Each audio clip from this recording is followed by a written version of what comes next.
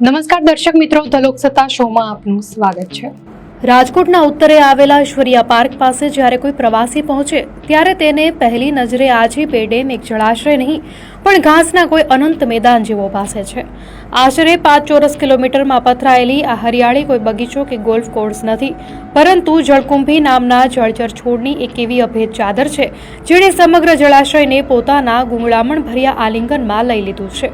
આ દ્રશ્ય માત્ર રાજકોટના આજી બે ડેમ પૂરતું મર્યાદિત નથી, પરંતુ રાંદરડા તળાવ, લાલપરી ડેમ અને મચ્છુ, ઠેબી, ગોંડલી જેવી સૌરાષ્ટ્રની અનેક નદીઓ આજે આ જળકુંભીના આક્રમણનો ભોગ બની છે।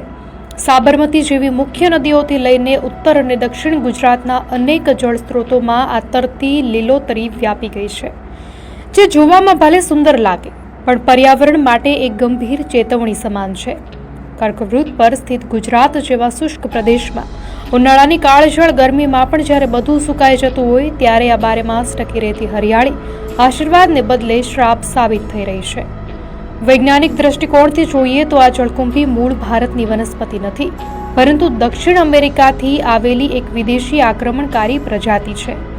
ગીર ફાઉન્ડેશનના તજજ્ઞ ડોક્ટર કેતન ટાટુ જણાવે છે કે આ છોડ 1896ની આસપાસ ભારતમાં સુશોભન માટે લાવવામાં આવ્યો હતો, પરંતુ આજે તે સ્થાનિક જીવસૃષ્ટિ માટે સૌથી મોટો ખતરો બની ગયો છે।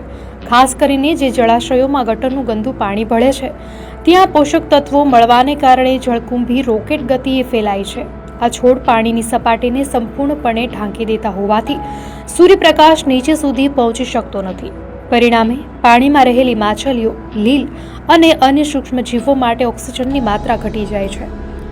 સૌથી વિષમ પરિસ્થિતિ એ છે કે કુદરતમાં જળકુંભીને ખાનારા કોઈ જીવ નથી, જેના કારણે તેનો ફેલાવો અનિયંત્રિત બને છે અને જળપ્લાવિત વિસ્તારોની મૂળભૂત ઓળખ તેમજ જૈવ વિવિધતા જોખમાય છે। ગુજરાત એ ભારતમાં સૌથી મોટો જળપ્લાવિત વિસ્તાર, વેટલેન્ડ ધરાવતું રાજ્ય છે, જ્યાં દર વર્ષે વિદેશથી હજારો યાયાવર પક્ષીઓ મહેમાન બને છે। પક્ષીવિદ ઉદય વોરાના મતે છેલ્લા 25 વર્ષોમાં જળકુંભીના વધતા વ્યાપને કારણે આ પક્ષીઓના અસ્તિત્વ પર ખતરો મંડરાઈ રહ્યો છે। પેલિકન અને ફ્લેમિંગો જેવા પક્ષીઓને ખોરાક શોધવા માટે ખુલ્લા પાણીની જરૂર હોય છે, પરંતુ જ્યારે આખું તળાવ જળકુંભીથી ઢંકાઈ જાય ત્યારે તેમના માટે માછલીઓ કે જળચર વનસ્પતિ મેળવવી અશક્ય બની જાય છે। નળ સરોવર જેવા આંતરરાષ્ટ્રીય મહત્વ ધરાવતા વિસ્તારો સુધી પણ હવે આ પ્રદૂષણ પહોંચી ગયું છે। આ સમસ્યા માત્ર પક્ષીઓ પૂરતી જ મર્યાદિત નથી, પરંતુ જળકુંભી જ્યારે સુકાય છે ત્યારે તેનો ભારે બાયોમાસ તળાવના તળિયે જમા થાય છે, જેનાથી જળાશયોની ઊંડાઈ ઘટતી જાય છે અને ધીમે ધીમે તે ગરકાવ થઈ જાય છે, જેનું ઉત્તમ ઉદાહરણ ડાભોઈનું તળાવ પૂરું પાડે છે। વહીવટી સ્તરે પણ જળકુંભી એક મોટું માથાના દુખાવા સમાન બની ગઈ છે। રાજકોટ અને અમદાવાદ જેવા શહેરોમાં મહાનગરપાલિકાઓ કરોડો રૂપિયાના ખર્ચે હાર્વેસ્ટર મશીનો લાવીને રાત દિવસ આ વનસ્પતિને દૂર કરવા મથે છે। રાજકોટ મહાનગરપાલિકાના આરોગ્ય વિભાગના જણાવ્યા અનુસાર વર્ષના 9 મહિના સતત કામગીરી કરવા છતાં અને રોજની 10-12 ટ્રક જળકુંભી બહાર કાઢવા છતાં તેને નાબૂદ કરી શકાતી નથી। આ વનસ્પતિના પાંદડા મચ્છરો માટે સંવર્ધનનું શ્રેષ્ઠ કેન્દ્ર બને છે, જેના કારણે આસપાસના રહીશો અને ખેડૂતોના સ્વાસ્થ્ય પર પણ જોખમ ઊભું થાય છે। જોકે વૈજ્ઞાનિકો સૂચવે છે કે જળકુંભીમાંથી કાગળ કે બાયો ફર્ટિલાઇઝર બનાવી શકાય છે, પરંતુ હજી સુધી ગુજરાતમાં તેનો વ્યાપારી ધોરણે ઉપયોગ કરવાની કોઈ મજબૂત વ્યવસ્થા ઊભી નથી થઈ। જ્યાં સુધી તેના ફેલાવાને મૂળથી રોકવામાં નહીં આવે ત્યાં સુધી આ મનમોહક લાગતી હરિયાળી ગુજરાતના જળસ્ત્રોતોને ગુંગળાવતી રહેશે। જળકુંભીની આ સમસ્યા માત્ર પર્યાવરણીય કે વહીવટી પડકાર પૂરતી સીમિત નથી, પરંતુ તે જળાશયોના અસ્તિત્વ માટેના એક સાયલેન્ટ કિલર તરીકે ઉભરી આવી છે।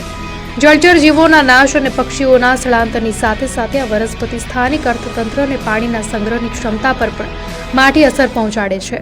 જ્યારે આ છોડના અવશેષો સડીને જળાશયના તળિયે બેસે છે ત્યારે તે કાદવનું પ્રમાણ વધારે છે અને તળાવ કે ડેમની જળ સંગ્રહ શક્તિમાં મોટો ઘટાડો કરે છે, જે ભવિષ્યમાં જળ સંકટને નોતરી શકે છે। આ વિષચક્રને તોડવા માટે માત્ર મશીનોથી સફાઈ કરવી પૂરતી નથી, પરંતુ જળાશયોમાં ભળતા ગટરના પાણીને અટકાવવા અને જૈવિક નિયંત્રણના અન્ય વિકલ્પો પર ગંભીરતાથી વિચાર કરવો અનિવાર્ય બન્યો છે। જો સમયસર આ દિશામાં નક્કર પગલાં નહીં લેવામાં આવે તો ગુજરાતના રળિયામણા જળપ્લાવિત વિસ્તારો માત્ર કાગળ પર રહી જશે અને વાસ્તવમાં તે જળકુંભીના ડૂબેલા મેદાનો બનીને રહી જશે. દર્શક મિત્રો, આ માહિતી આપને કેવી લાગી? આપની પ્રતિક્રિયા અમને કોમેન્ટમાં ચોક્કસથી જણાવશો.